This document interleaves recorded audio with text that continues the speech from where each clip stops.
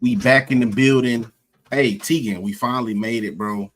First show after some live action, bro. Some real live action again. Part 2. Well, we came back after some live action. Week 1 was crazy. You know what I mean? Week 2 even crazier.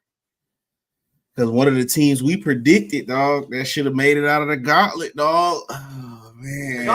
The gauntlet didn't even start for real. The gauntlet didn't even start for real, and they already couldn't make it out the gauntlet, bro. Like, that is insane. I don't know, bro, because I got mixed emotions, so I'll tell everybody about it. We'll start off with that, unless you've been up under a rock. Florida lost to University of South Florida. It's in in a the barn swamp. burner. In the swamp. Yeah, in the swamp. What was it? 19 to 15, something like that, or 19 to 16. I mean, 18 to 16. Yeah, 18 to 16.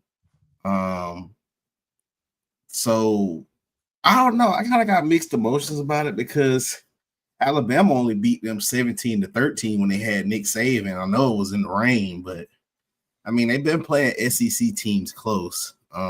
It's crazy they beat Florida in the swamp, though. I'm not gonna lie. That's pretty crazy right there. I don't know how you feel about it, but it looked like they was a more physical team. I couldn't tell who was the SEC team. I thought South Florida looked like the SEC team right there. Like, they played better. They wanted it more. I don't know, man. That was wild. I was not expecting that, just because I felt like Florida would have been one of the 4 teams we possibly could get in the college football playoffs. But I know you like your chances a lot more now after Alabama losing week 1. I mean, it's not perfect because Missouri looks good. We got to talk about Missouri looked good. I get it's Kansas, but that's Jalen Daniels could ruin anybody's Saturday. And they looked like, here's the thing with them. And we'll talk about Florida. I was just going to mention that, like, how good Bo Prabule is. We'll get to that game, actually, because it was a little bit lighter of a Saturday. Well, it wasn't light in the terms of upsets and big topics, a lot of SEC conversation, but it was light in terms of the big matchups, which we'll talk about a little bit today. Yeah, Florida, back to the original point. Man, I have a couple of takeaways. Like, hey, Bama, why are people spitting on each other? Like, why is that like the gimmick right now where people feel like they got to spit? Like, do you not remember? Do you remember the last drive? If I'm sounding crazy right now, I can explain why I'm mentioning that. Nah, it's.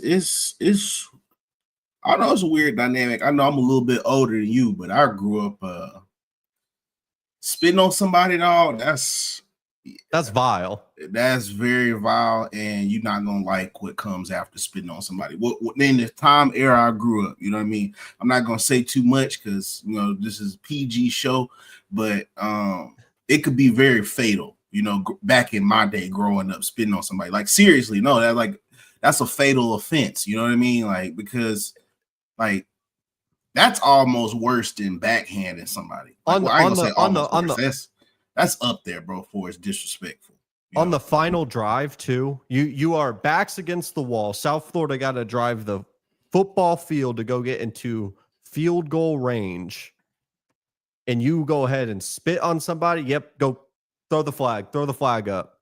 Then I think a poorly mistimed pass interference, and then like the thing with Florida was like, yeah, I can live with DJ Lagway. Like, he didn't play great. He looked like a quarterback that didn't practice a lot. And I know you and I had talked about it a little bit where, like, you didn't play in spring. You're a little banged up over the summer. You looked like you were a little banged up in the fall. And that's like valuable practice reps that you are missing out on.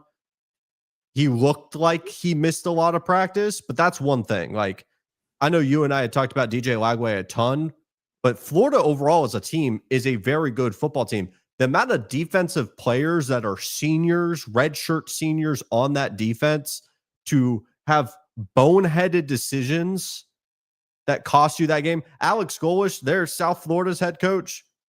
You're not going to win football games if you're going to give him layups like that. It would be one thing if they allowed them to get into field goal range and they hit like a 55-yarder. Bama, they were damn near. They could have scored a touchdown if they really wanted to. And you're sitting there and you're Florida and you've done everything right, apparently. Like, I don't have access, Bama. I know you don't have access to like be at Florida facilities, but based on everyone who gets access, they say this is on the same level of Georgia. This is on the same level of like Bama. They're doing all the right things. But we get to game day and everything just crumbles. It doesn't look the same. It looks like a completely different program. It's mind-boggling to me that you look at the slate that you have in front of you. We got to talk about it today. They're going to Death Valley at night, Bama, this weekend. You're losing to South Florida in the Swamp. I was told the Swamp was one of the most dangerous places to be played. I've seen Miami put B2A. I've seen A&M put B2A. I've seen South Florida. I don't even care if that's a field goal game win or loss. That's B2A to me. If you're letting a group of 5 team push you around like that, that's belt. It's not the same type of belt, but that's belt. It's mind-boggling to me, Bama.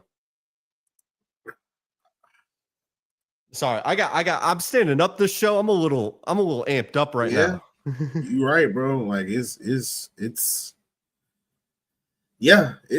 crazy, bro. I'm not gonna lie to you. It's insane.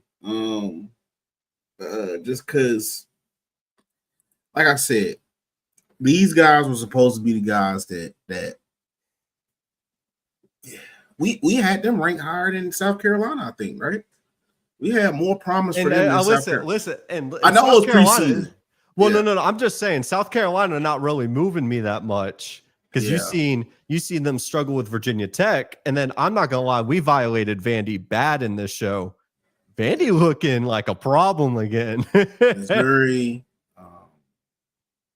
How about Ole Miss and Kentucky? Is Kentucky just one of those teams that is always going to play Lane Kiffin close or something? I don't know what it is, but to be fair, they gave, like, if I'm remembering correct, there's been moments where like even Georgia's kind of struggled. It seems like Kentucky is just one of those teams that, like, when you get this notion that like a big team's coming in, they know how to muddy up the waters a little bit. I guess, like, I don't get the whole thing with Lane, right? But Austin Simmons didn't look great. I know he had an injury. It makes me wonder, like, just, I know you're a big Lane guy, and I'm sure you wouldn't mind him going to like Florida or something and like fixing that program. But I begin to like start wondering with Lane Kiffin, because a lot of people have been saying, like, if Lane gets to a higher tier program in terms of resources than like Ole Miss, because we can all agree like Ole Miss does have some limited capabilities, he's just going to automatically elevate. What if Lane is just kind of this, like a solid 10-win coach, but nothing above that, if that makes sense? Yeah, I think what it is if you can get 10 wins with Ole Miss, just it feel like, of course, if you go to a better pipeline, you should be able to get that extra win at 11-2. You know what I mean? Maybe get that 12th win possibly if you just had a better pipeline like a Florida, Alabama. We thought that before, though, with Cincinnati's ball coach at Wisconsin. We thought, hey, if you're taking Cincinnati to the playoffs, you're going to take Wisconsin where? But it's weird, though, because to me, right, this is what I think. Wisconsin is a better program than Cincinnati. But again, like, the pipeline, you see what I'm saying? Like, yeah. Because it's like, it's damn near the same shit, but at a bigger school, right? So how do we get the Florida kids, the Alabama kids, the Georgia kids, the Mississippi kids, the Louisiana kids to come from potentially going to Alabama, LSU, Mississippi State, Ole Miss, Gators, Miami? How do we get those kids, right, to turn those schools down, the Georgias, and come up to Wisconsin? You see what I'm saying? Where it's cold. A lot of those athletes that you need don't like the cold. You know what I mean? Like, so it's just being, real, like a skinny black kid from South Florida. Like, it's hard to be able to get him the 4-2 runners that come to Wisconsin. So it's like on the same token, it's like, okay, Cincinnati, same thing. Ohio has good sports. So it's like, I will argue and say you got a better pipeline at Cincinnati, but like I said, Wisconsin is just a bigger job. They can pay more money. But again, Cincinnati, how do we convince a kid to turn down Georgia and come to Cincinnati? You see what I'm saying? So it still boils down to that versus if you were at, a Florida, at an Alabama, at one of those schools where it's just a good location and pipeline for its talent, it would just be a lot easier. You know what I mean? Like for instance, Sark jobs, like Sark. This job is very easy because you're in a very plush area for athletes. You see what I'm saying? You got all of Texas to work with. Granted, you recruiting against Texas Tech, Texas A&M, and all that, but that's fine. It's 50 million people in that state. That's perfectly fine, bro. Like whatever. If I got to recruit against you guys for like 2 or 3, it's still 7 or 8 that is you guys probably haven't even talked to. You know what I mean? For sure. So it's. I think about it in that standpoint. It also is a lot easier to get a kid to come from Miami to Texas. Everything's bigger in Texas. You can sell it on. This is a lot more talking points, in an area like a Texas or something like that versus Wisconsin, For sure. I think, Bama, what would be best for us is we got to talk a little bit. Just because we are going to have a little bit of a shortened show, let's talk about these couple games, and then it's a loaded slate for week 3. So we're going to kind of split it up down the middle. Speaking of Wisconsin, yeah. Yeah, we'll get to that. But you watched that Michigan game? You watched that Oklahoma, Michigan? Hey, man. John Mateer. Hey, the way you got Dijon Lee FC, I know the SEC logo blocking it, and it's still just my YouTube down there. It really should be John Mateer FC. John Mateer looking good. John Mateer looking nice. I don't care if his arm angle is all the way out here. He looking good. John Mateer looking nice. What are your thoughts on the game? He does look good. It was just a few things where I felt like Michigan, just execution-wise, blocking on the edge. I don't know. Receivers blocking it right now isn't the best right now in sports. I don't know. That's just, for me, I feel like blocking is very attitude driven. I think these guys are kind of a little soft right now because that screen to Justice Haynes stood out to me where the guy just no effort, dog. Like it was sad. Like it was kind of sad. Yeah. I feel like Michigan kind of lost that game more so than Oklahoma winning that game. I know it's college football. Don't do that. I am, bro. Like, don't do that. Game, come on. I'm not gonna lie. I'm putting that more on the play calling. How are you gonna have a $10 million quarterback? That's true. And treat him like he JJ McCarthy? Like, but that's Michigan though. Michigan has never just been a school to air it out. Well, maybe Chad Henne and Braylon Edwards, but I don't really. Then why are you paying $10 million? Like, that's my thought. That's like, true. Just because you could doesn't mean you should, right? So like I'm of the opinion they should have. I get it. So like it's true freshman quarterback Brent Venables. Like Bama, you should know he's a pain to deal with. He makes 6-year quarterbacks look like true freshmen. I get it. I do think that like when you're coming in all timid in your play calling into that environment, you're picking like. Almost like Doctor Strange, like there is one avenue that you win that football game, and it's got to be John Mateer throwing picks, and you basically dominate the time of possession like 30 to like 15. And if you're picking that path, like you really do limit your options because by the time the game got out of reach, now is the time you're like, hey, Bryce, yeah, you're the true freshman. I need you to go make a play real quick.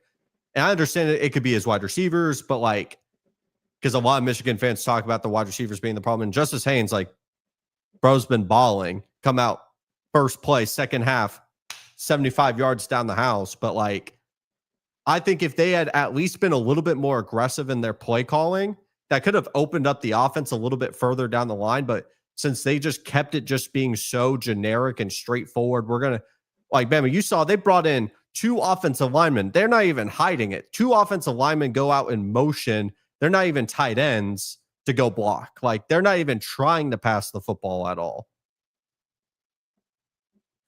Yeah. I don't know, bro. It's just hard for me to be like, open up. They paid him $10 million because he was the best talent, right? And then if you look at how they used JJ McCarthy last year, JJ was a 5-star. In those situations, right? You see how he answered big time, the drive against Alabama. And I think that's what they think about when they pay these guys. Like, it's not necessarily having to open up the playbook, run spread, 5 out all game. It's not necessarily that, right? It's okay, when we do call upon you, will you be able to execute this play? Because a lot of times, I'm an old Alabama fan. You're supposed to be able to just run basic plays and execute it. Like, that was the thing with Alabama.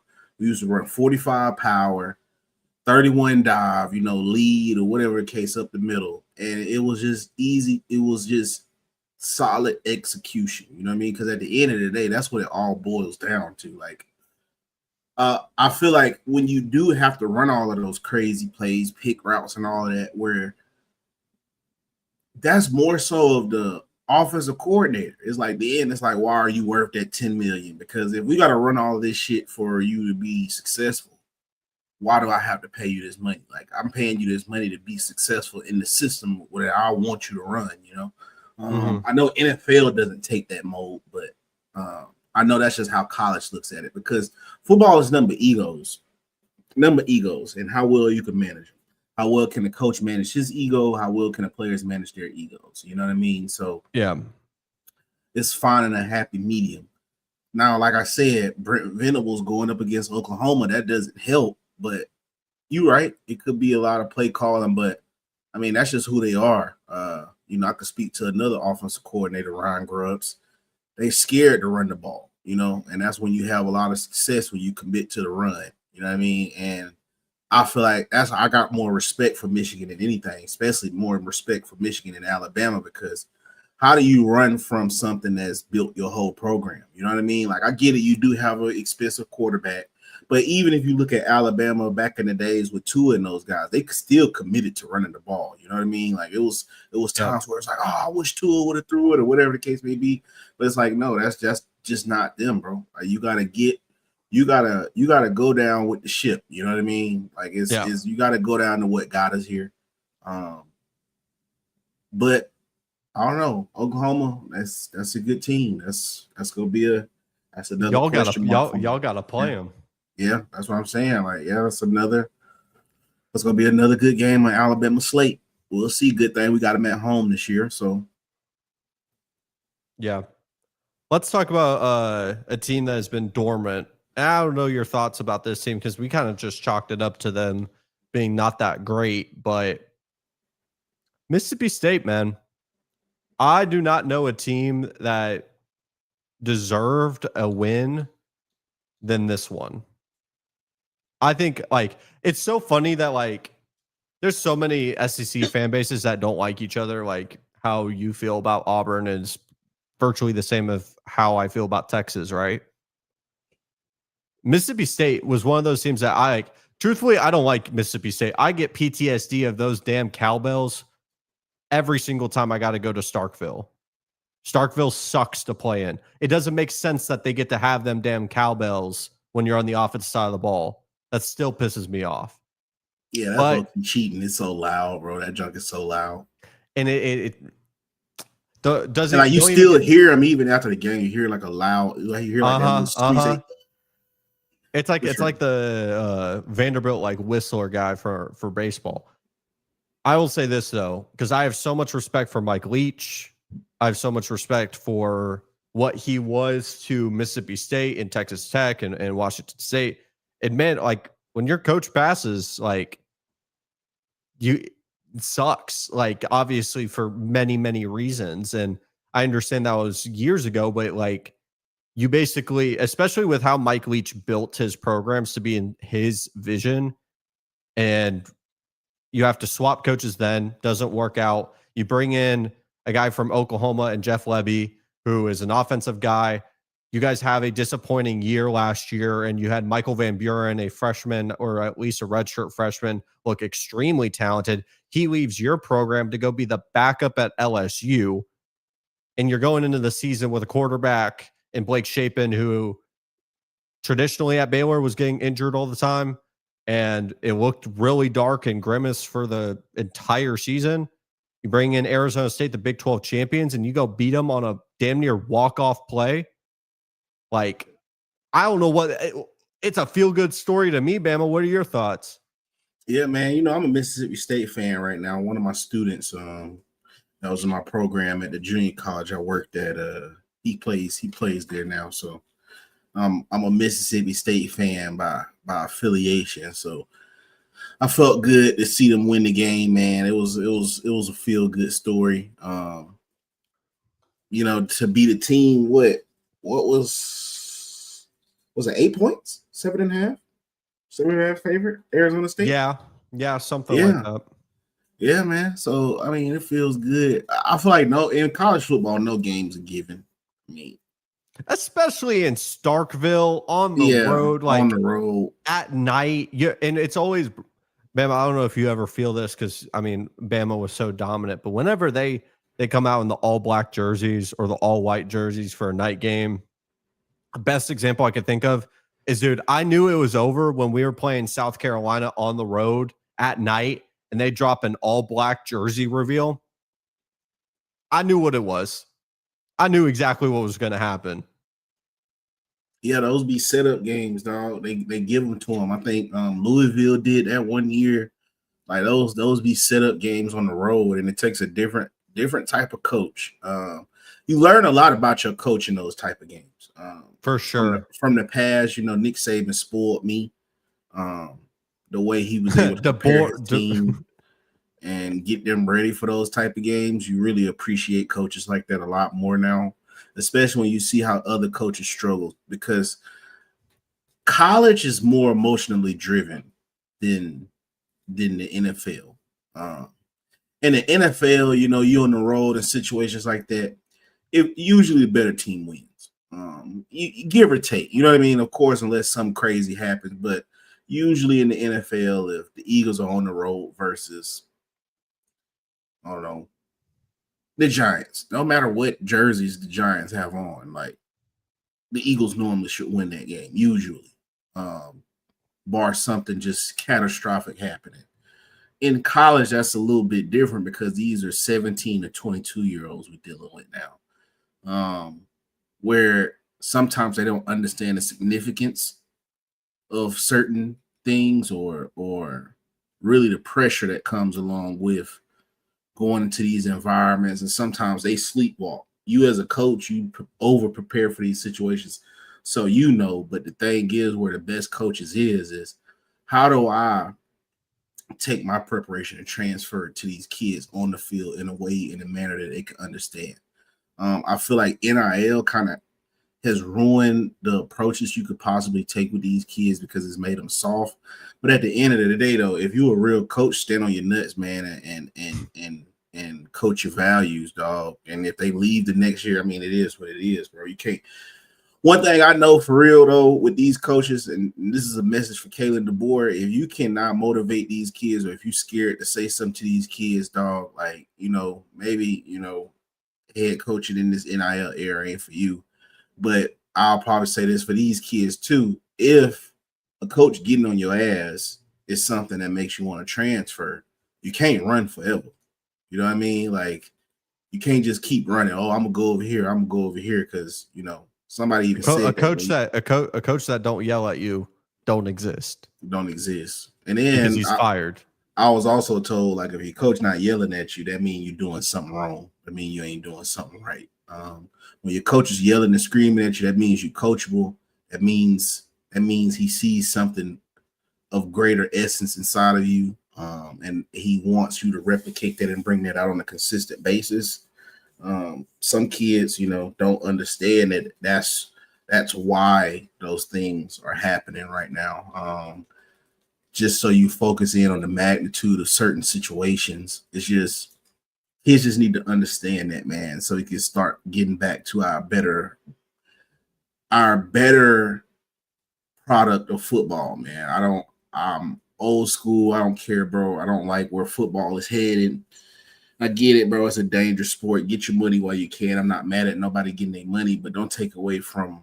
Now, granted, I do love seeing the games, the upsets and stuff, but I still week one is still irritating me. You know what I mean? Like I just don't like seeing that level of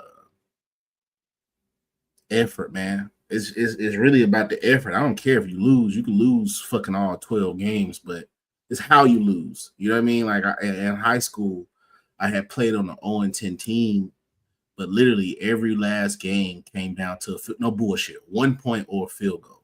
Like, you know, and that speaks to just the effort. Like the players were playing. Maybe we needed a better coach, which we did, and then the next year, you know, went like 8-2 or something like that. But it's just the way in which you lose. You know what I mean? Like, yeah, you can go down, just go down swinging, dude. Like, no one should be jogging. No one should just be getting blown up. Like, you don't always have to be the nail in the situation. You know what I mean? So, I don't know. But, you know, I just think about, you know, how Nick Saban used to be on the sideline clapping, screaming at these guys, get your head out your ass, you know, just different things like that. Because that's what it takes to really, you have to keep doing that constantly, because a lot of times these kids don't understand the magnitudes of these situations and the environment they're in. So I know it's kind of long-winded, but No, I get what you mean. I mean, hell, Nick Saban, whenever they're up 50 and there was a missed assignment, we're in nickel. Coaching to the last whistle, yeah. We're in nickel. I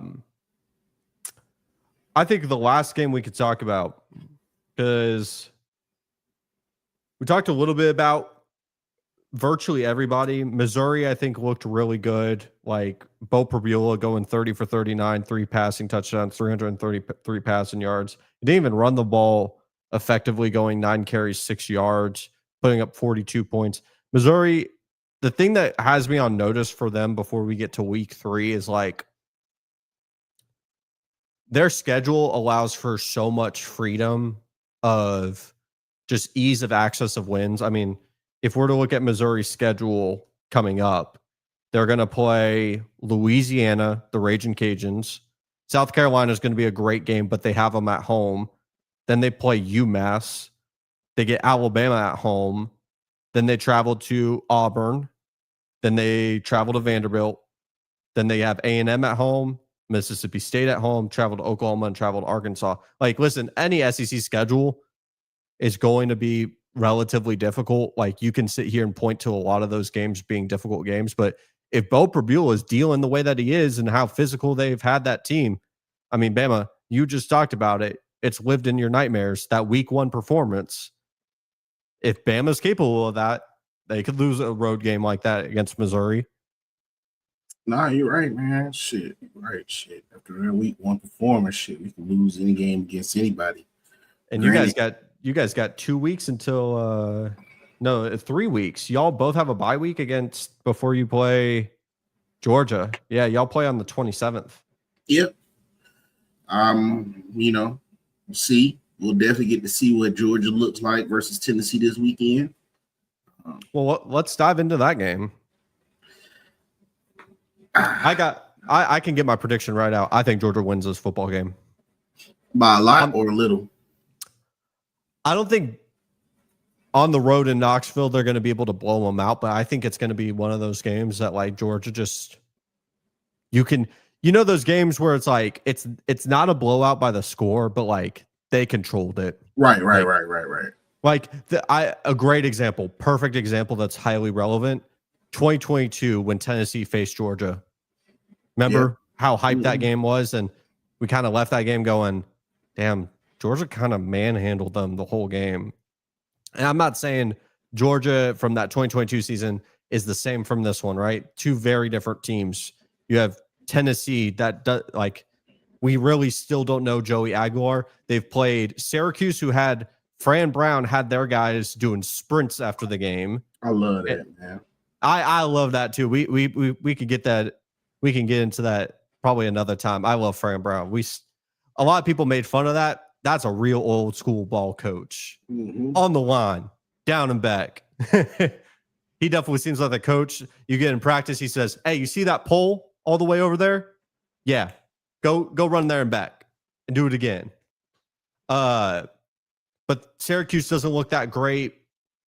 And then Georgia played Marshall and nobody.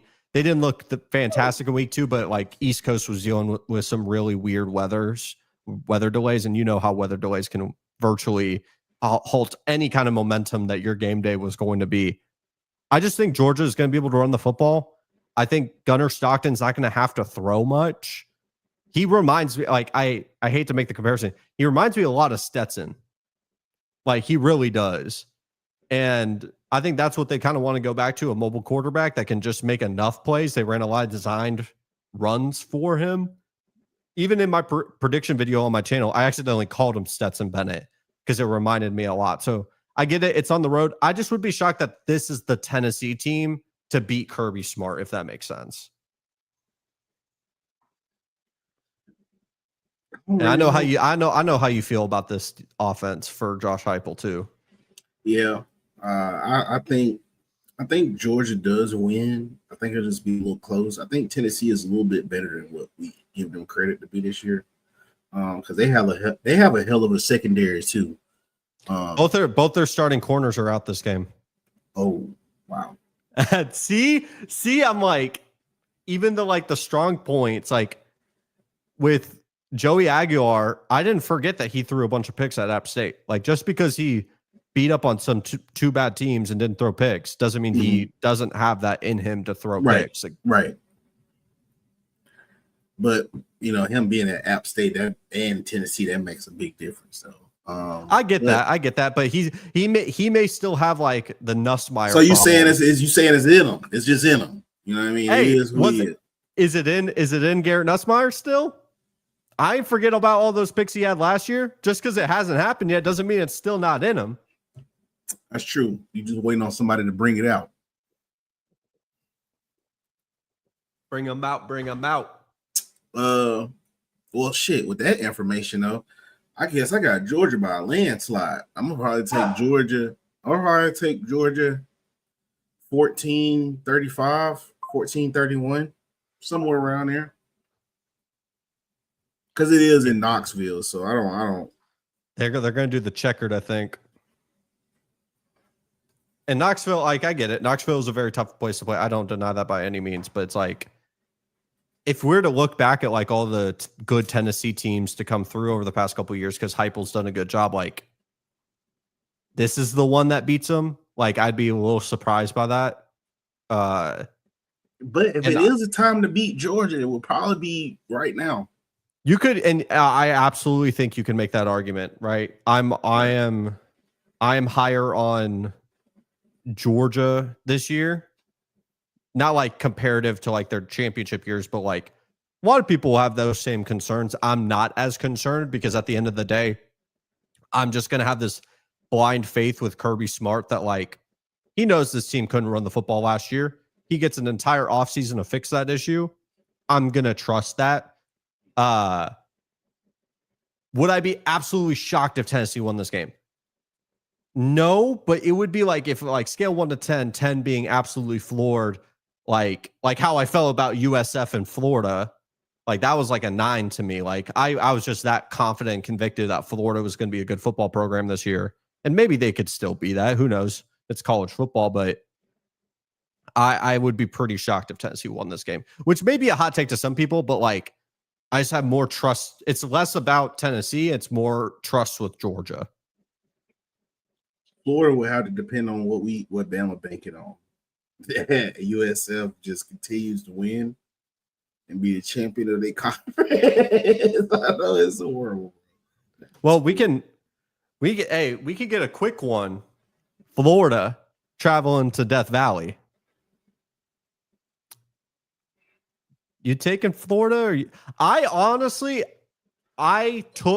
already placed a bet on this.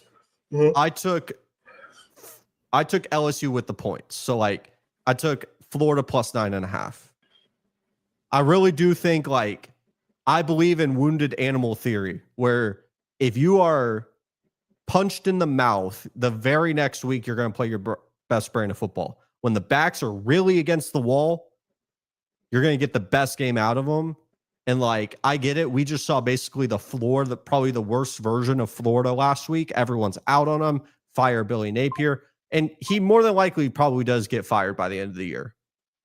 But we also know what happened last year with the second half where he played incredibly well. And he has the upside to punch up. I don't think they win that game, but I do think they keep it close.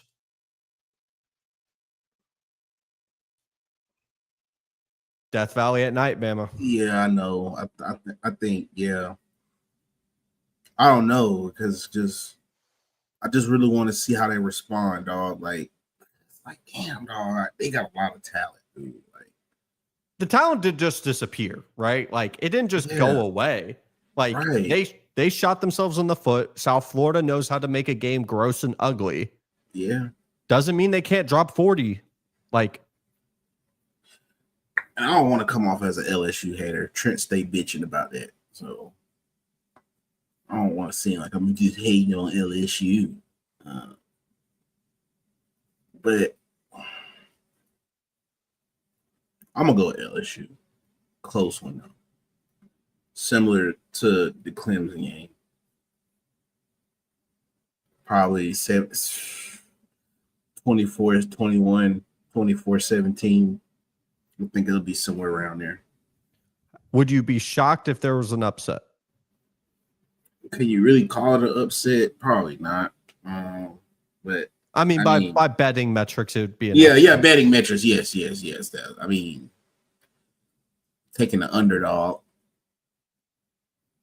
I wouldn't be too shocked.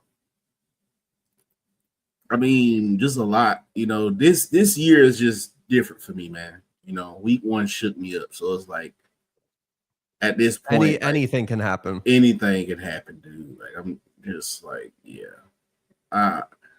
That's why I'm just like, yeah, I don't know. Like, you can impress me, but like, are they really shockers? You know what I mean? Like, even when USF was beating Florida, I was like, it's upsetting to see, but it's like, if you know USF, you know they play these SEC teams close. You know what I mean? Like, they do. Like, it's just, if you know, like you know. Yeah, you know if you know. Like, they just make the game ugly.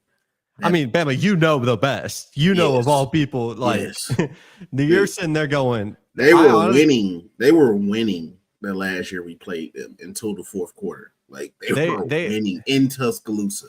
I call them rage bait if they were a team. Mm-hmm. All right. Well, we got a couple more games we got to talk about. I think let's get mine out of the way. Man, I'm scared about this one, Bama. I'm scared to play Notre Dame on the road. I don't like this matchup. I think y'all beat them up, bro. I'm worried about this matchup, man. Let me say my prediction. I'll get your thoughts on it, right? So from my perspective, I think Notre Dame needs this game way more than A&M does. I think Notre Dame, they played Miami, obviously lost week one. By the way, just side piece. Who gave them a bye week in week two? Like, does that make sense? Like, am I crazy for like questioning that? Week two bye weeks? Are we dead ass? Yeah, that throws me off. He ain't played enough football yet. Exactly, right? Or like just extend fall camp and then just play Miami week two, right? So they played Miami bye week. For the rest of their schedule, like their most difficult game is USC. And like I'm high on USC, but like USC could very easily still be an unranked game. And for the rest of their path, like Notre Dame's in the business of building out a resume. They're not in conference title business. Like they don't get automatic bids. So they're solely based on how good their resume is. And if the two competitive teams projected on their schedule, they lose, especially one being at home, they could go 10-2 and still be out of the playoff. And you may say, well, that's not possible. I mean, Miami went 10-2 because of the same reasons, and they didn't make to the college football playoff. And that's also assuming that Notre Dame, if they were to lose that game, that they can run the table and go 10-2 for the rest of the year. I also get concerned that A&M defensively, like you're going to go against a Notre Dame team where they had Jeremiah Love, Jadarian Price, they're two very talented running backs, got 16 running touches total. And A&M has had a spotty rushing defense for the most part of this year, obviously against Utah State, UTSA. Like, they've had good moments and they've had some real shaky moments. And so it's like literally the definition of like, are you walking on a wire 5 feet above the ground or 50,000 feet above the ground? You've been walking, you could fall off that wire and you'll be just fine. If you fall off this wire against Notre Dame on the road, you're not getting back up from that. And I really do think, like, CJ Carr, he doesn't have to be the most elite quarterback in this game. I love Marcel Reed. I think they're going to be able to put up points. But I think when we get to this fourth quarter and A&M maybe gets down late and they need to get a stop, I don't know if they can get Notre Dame off the field. And so I'm going to pick Notre Dame to win this game. See, and stop that, bro. Take a lap, bro. Take a lap. Go off screen and come back on and give me the right prediction, bro. I'm not taking that. What are you talking about? I'm not taking that, bro. I think Texas A&M beats BTA. I really do. Bama, they have not won a road ranked game since 2014. They've had 13 opportunities since 2014 to win a road ranked game. They have not been able to do it. I think it ends this Saturday. Okay, so are you going to take A&M with the points? Or are you just going to take A&M money line? I only bet money line. I hate betting the spread, but if I did, yeah, I'll take them with the points. I think they probably win by 10 or 14. Bama, they're 6.5 point dogs. Yeah. You don't care. You think Vegas got it wrong. Now, here's the thing. Like, the problem is I made this prediction so early in the week, and as Arizona State was 7.5, Tegan. Man, you can't do this to me. I made this prediction early in the week, and I said I went with Notre Dame, and then I'm sitting here and I'm going, I really do like how Marcel Reed looks. Their running backs look like a problem. Casey Concepcion, Mario Craver look like some dogs. You see Cassius Howell got a sack in not one, not two, but 3 straight plays. I'm starting to convince myself again. You can't do that to me. Man, hold on. Yourself, man. You underestimating your team, bro. You underestimate your team, bro. I think they get this right. You know what? You know what? Yeah. Maybe you need to put it on, bro. Like, y'all get a road win, bro. We are gonna beat Notre Dame this weekend. That's what's gonna happen. Because I'm gonna get on the field. For sure. Like, come on, bro. Like, you gotta have faith. Faith of a mustard seed, bro. I'm telling you, bro. I think Texas A&M wins this convincingly. Oh man, because y'all still got a few guys on that team, a few talented dudes. Casey Concepcion. I mean, I like nice. What I see. Yeah, I like what I see from him. I don't think Notre Dame really got nobody to stop him. And then what about y'all running the ball? I don't think they got nobody to stop y'all running the ball. Like, that's what I'm thinking about. Like, yeah, I get it. Your defense. Oh, bro, Le'Veon Moss is your type of running back. I know. I like Le'Veon. Yeah. Did you see the quote where someone said, well, because you tore an ACL last year, do you think about running out of bounds a little bit more? And he said, hell nah. That's like running away from a fight. That's a grown man right there. It's a grown man. I'll tell you what, I love a running back on my team that's got some kids and a wife already in college. That means he won't fight for something. He gonna fight for something, bro. Yeah, because he gotta look good in front of his family, man. You want we want a fun fact before we get to this next game, and we'll wrap up here in a minute. Yeah. So you'll watch the game on Saturday. He'll wear brightly colored, like baby blue gloves and cleats. It's because his son don't know names and jerseys yet. He knows colors though, so he can see his dad running. That's the type of grown man running that I like to see. Yeah, I like that. That's hard. Hey, that's hard. Taking his son to the game too. That's tough. I like that, bro. That's wholesome, man. I love seeing good dads out there. I'm building memories already, man. Like, my dad played for Texas A&M. You know what I mean? Like, that's gonna be tough to say one day when he's older. Like, oh, my dad better than your dad. My dad played for Texas A&M. Like, Was one of All the right. guys, Last game we'll predict just because we are running short on time. Wisconsin, Bama. If I got to talk about my team, you want to say belt. You saw what Ty looked like running around that football field. Is Ryan Williams going to play? I prefer he don't. Oh, are you anti Ryan Williams now? I think he need to go find himself, man. Like, I like the way those guys. Granted, it was against University Louisiana Monroe or whatever, Lafayette, whatever. But I like the physicality them guys played with last Saturday, man. I'm not gonna lie. I was liking what I was seeing from those receivers. It looked like those guys want, man. Horton looks, man.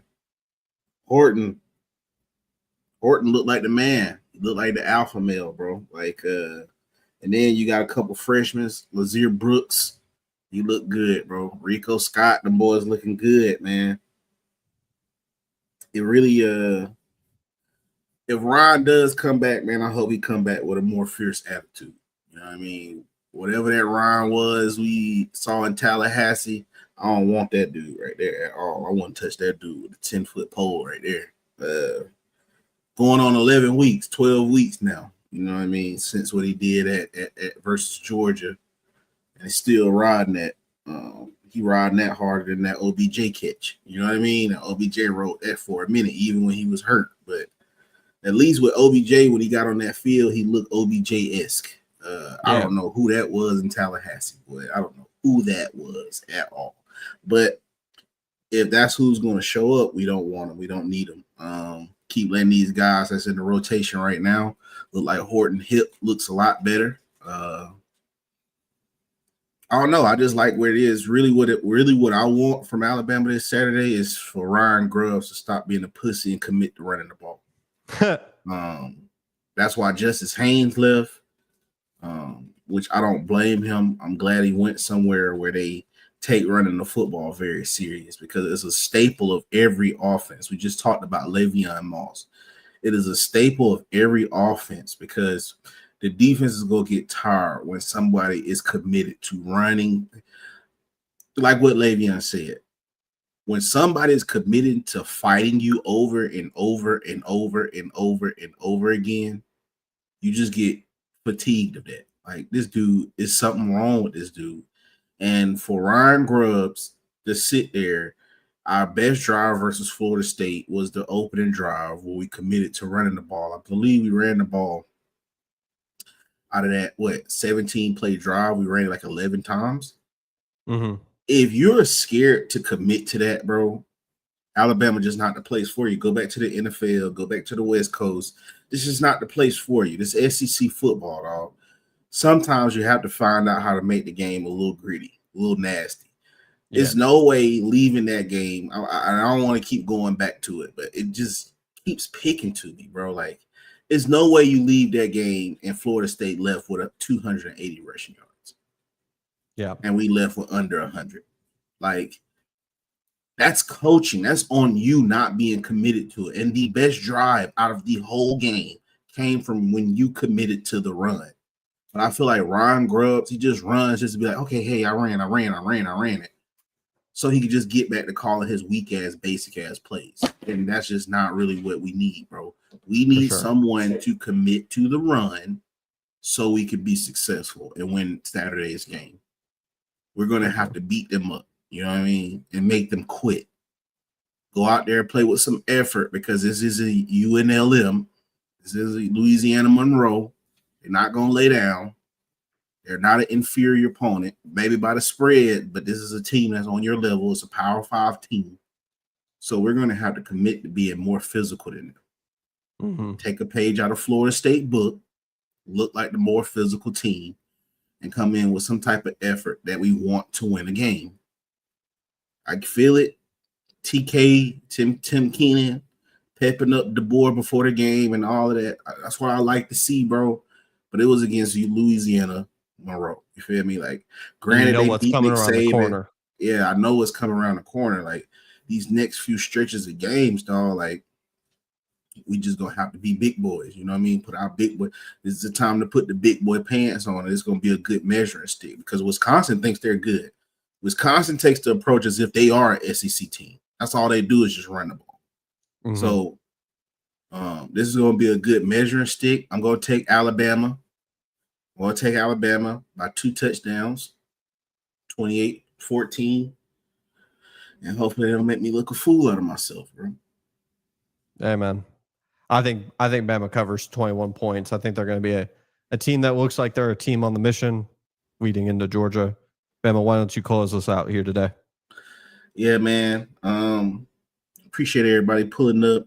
We'll be over on Player's Choice here shortly in the next 25 minutes. Talk about JJ McCarthy and some other stuff. But tell a friend to tell a friend. This is SEC Live. Get ready for guys to call in. Do the damn thing.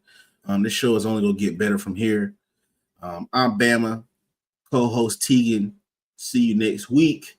This same time. So Wednesday is our new time because it's football season. We normally went on Mondays, but we don't want to interrupt you guys watching. And Wednesday honestly works perfect for the season. Yeah. Right in the middle, we can do predictions, everything. Yes. So, see y'all next Wednesday at 7 Eastern time, 6 Central. We had a little mix up today. That was my fault. I dropped the ball, but we won't. We out. Peace.